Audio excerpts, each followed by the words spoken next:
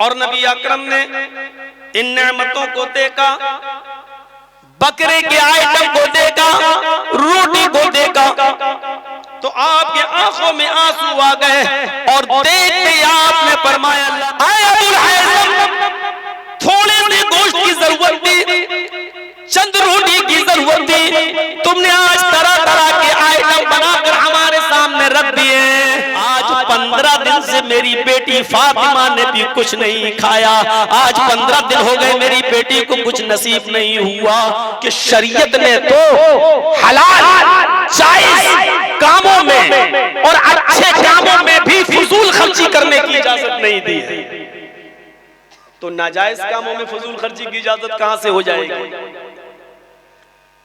अगर 5 आदमी लड़की वाले के यहाँ जाकर निकाह पढ़ाकर विदा करके रुखसती करके विदा कर निकाह करके लाया जा सकता है, तो ये 200, 250, 300 चोरों लुटेरों को ले जाने की जरूरत क्या है? मैंने सही जुमला बोला है।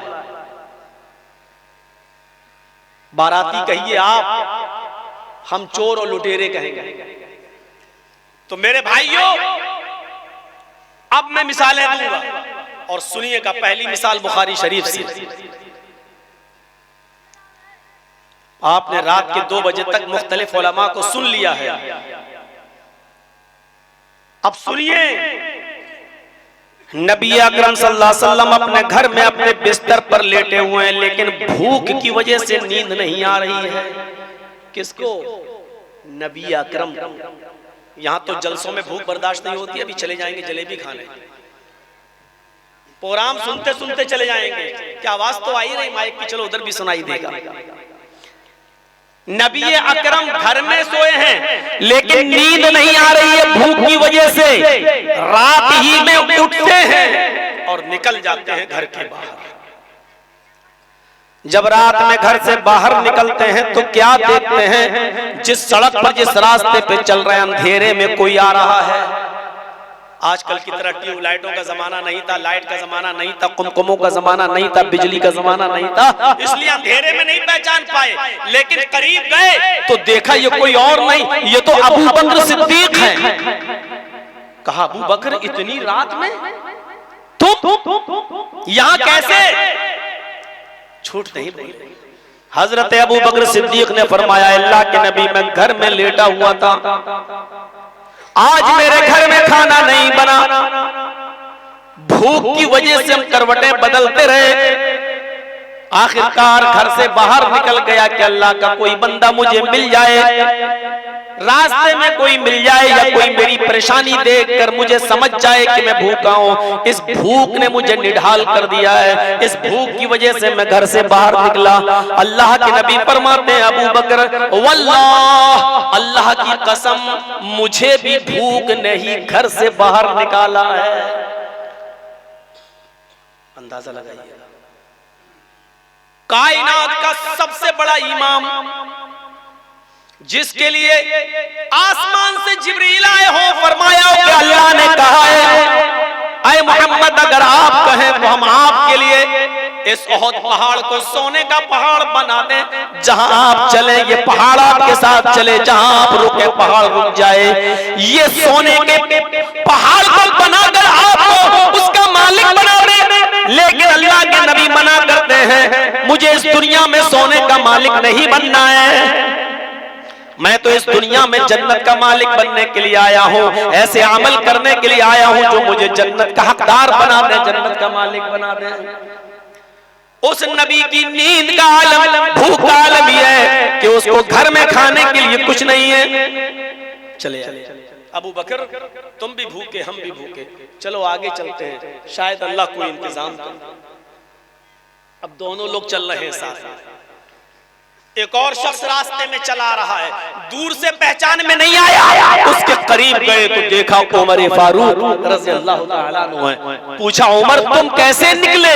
हजरत उमर ने भी सेम वही जवाब दिया, ऐ अबू बकर, ऐ अल्लाह के रसूल, मुझे भूख की वजह से घर से बाहर निकलना पड़ा, घर में खाने को कुछ नहीं। अबू बकर सिद्दीक ने कहा कि मैं भी भूख की वजह से निकला। अल्लाह के रसूल ने कहा, मेरा भी वही हाल है। अच्छा चलो, करीब में किसी अंसारी सहाबी का घर है। बुखारी शरीफ की हदीस के अंदर उस सहाबी का नाम अबुल हैसम अंसारी बताया गया है। अबुल हैसम अंसारी के घर चलते हैं, उनके पास खजूर का एक बाग है, शायद वो कुछ खजूर तोड़ के ले आए, कुछ खिला दें। रात की तारीकी में, रात के अंधेरे में दरवाजे को दस्तक दी। अबुल हैसम अंसारी के मकान पे पहुंचे, दरवाजे को दस्तक दी। अबुल हैसम अंसारी रात में उठे, अल्लाह इतनी रात में कौन आ सकता है? ईशा की नमाज के बाद तो दरवाजा बंद करके सोने का हुक्म है। कुरान ने भी फरमाया ईशा की नमाज पढ़कर बिस्तर पर सो जाओ। नबी ने भी फरमाया लायानी कामों में न रहो, इतनी रात में जरूर कोई मजबूर इंसान ही होगा जो हमारे दरवाजे पर आया है। अबुल हैसम अंसारी ने दरवाजा खोला, क्या देखते हैं कि सामने 14वीं रात का चांद खड़ा है और दाएं बाएं सितारों के मानिंद चमकने वाले दो सहाबी यानी मुहम्मदुर रसूलुल्लाह और दाएं बाएं अबू बकर उमर। कहा मुबारक हो, कितने अच्छे मेहमान, और रात के इतने अंधेरे में हमारे घर पर मेजबानी का शर्फ मुझे हासिल। आइए अल्लाह के नबी घर में तशरीफ लाइए, आए अबू बकर उमर आइए घर में तशरीफ ले आइए। अचानक कोई किसी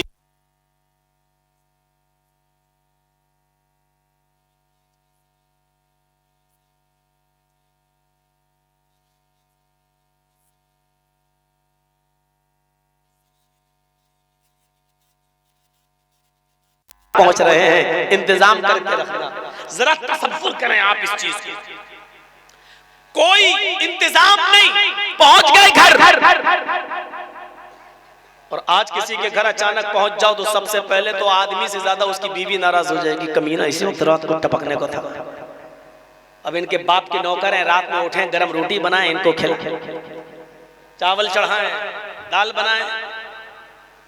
कुछ ऐसी हैं, हम ये नहीं कह रहे, लेकिन सब ऐसी नहीं है। बहुत सी ऐसी भी हैं जो मेहमानों को घर में खाना बनाने में फख्र महसूस करती हैं और वो बरकत समझती हैं कि इन्हीं मेहमानों की बरकत से अल्लाह ने हमारे घर में रिज़्क़ के दरवाजे खोले हैं। ऐसे अब उठा बैठी मत करिए भैया, इसको बिठा दो, अब उठा बैठी मत करिए, जाओ, अब आना नहीं यहां से, लौट जाओ।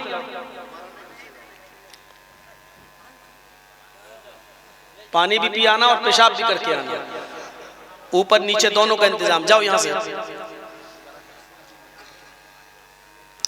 हाँ तो मेरे भाइयों सुनिए, हजरत अबुल हैसम अंसारी कहते हैं कि आइए, कैसे आना हुआ। अल्लाह के नबी रात में बिस्तर बिछा दिया, दोनों आराम करने लगे तीनों, और अपनी अपनी असल वजह बता दी। हम तीनों को भूख ने घर से बाहर निकाला है। हजरत अबू हैसम अंसारी भागते हुए दौड़ते हुए घर के बगल में उनका बाग था खजूर का, एक खजूर का गुच्छा तोड़ के ले आए।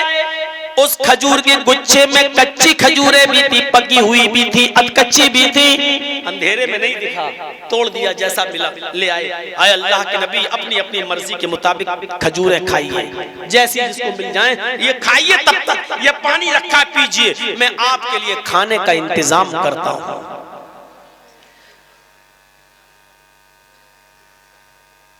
गए और एक बकरी निकाली अबुल हैसम ने, और बकरी को जैसे ही ज़िबा करने वाले हुए, अल्लाह के नबी ने पूछा अबुल हैसम, लगता है ये बकरी तो दूध देती है।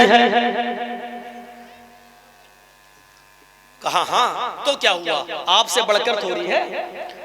फरमाया नहीं, आया अबुल हैसम, इस बकरी के दूध की जरूरत हमसे ज्यादा तुम्हारे बच्चे को है, और तुम्हारा बच्चा अब इसी बकरी का दूध पीता है, लिहाजा इस बकरी को आप ज़िबा नहीं करोगे।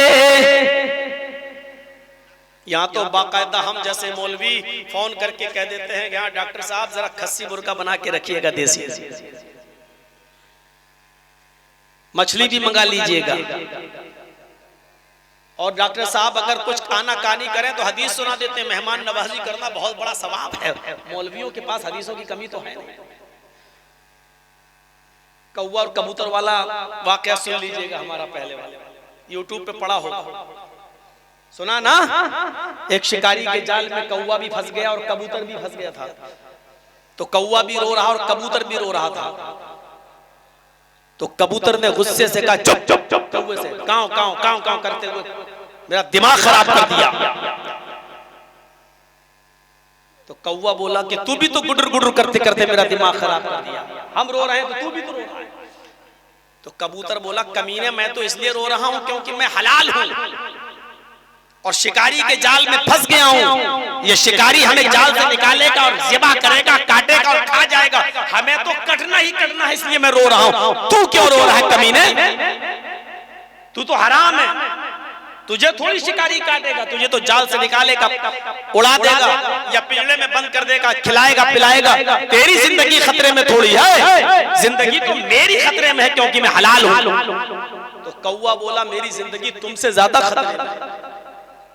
तो कबूतर बोला वो कैसे? कौवे ने कहा कि ये जाल किसी जाहिल का नहीं है, मौलवी का है जिसमें हम फंसे हैं। कबूतर ने कहा मौलवी का जाल है तो क्या हुआ? कौवा बोला इसका कोई भरोसा नहीं, कब ये हलाल का फतवा देके हमको भी काट के खा जाएगा।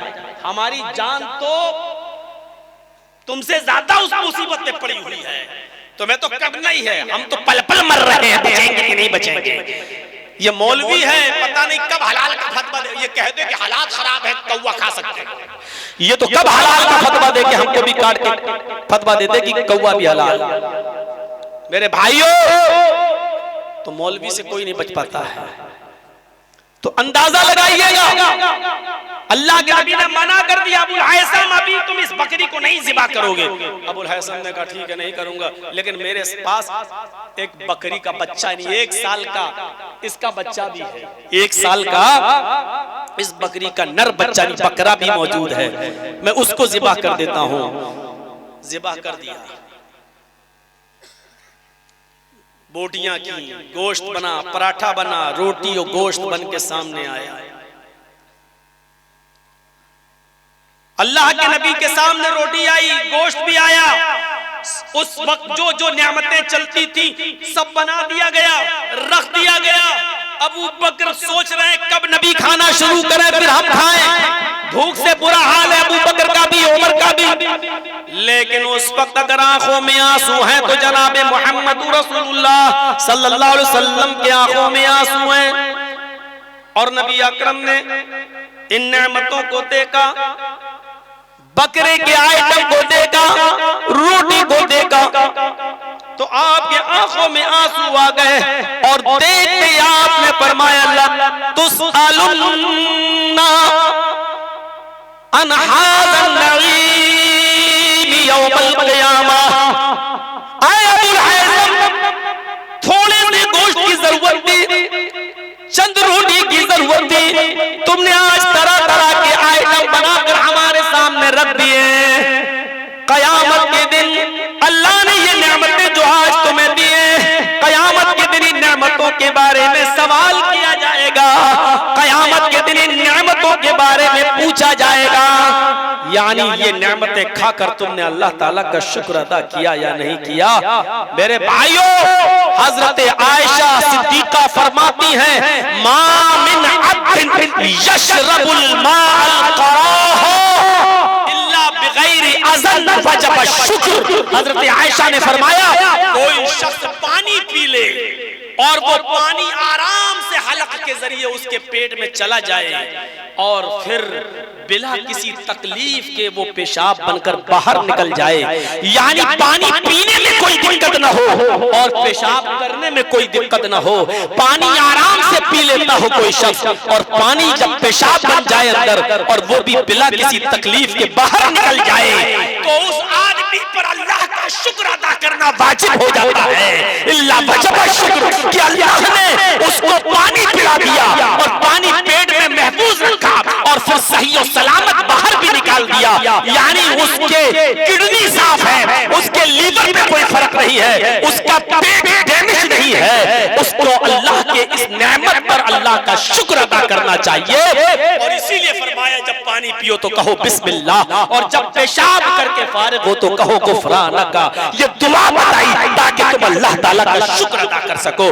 कितने बेशरम और बेहया हो चुके हैं हम। खड़े होकर खाने की आदत है हमारी, खड़े होकर पीने की आदत है हमारी, प्लेट में रखा हुआ खाना छोड़ने की आदत है हमारी, और बचा हुआ खाना नालियों में और कूड़ेदान में फेंकने की आदत है हमारी। अल्लाह रब्बुल आलमीन की नेमतों को खाकर हम अल्लाह का शुक्र अदा नहीं कर रहे हैं। मेरे भाइयों, जरा तसव्वुर कीजिए कि हम कितनी बड़ी नाफरमानी कर रहे हैं अल्लाह की। उसके बाद अल्लाह के नबी सल्लल्लाहु अलैहि वसल्लम ने एक रोटी ली। अल्लाह की कसम मौलाना जर्जीस को उस रोटी का साइज नहीं मालूम। बुखारी की हदीस में खुब्ज़ुन का लफ्ज मौजूद है। एक रोटी, किसी इलाके में रोटी छोटी बनती है, किसी इलाके में बड़ी बनती है। आपके यहाँ रोटी छोटी रोटी बनती है, हमारे इटावा में यूपी साइड मगरबी यूपी में आ जाओ तो रोटी का साइज थोड़ा बड़ा हो जाता है। पाकिस्तान की सरजमीन पे चले जाओ तो इतनी बड़ी रोटी बनती है कि एक रोटी में दो दो तीन तीन आदमी खा लें।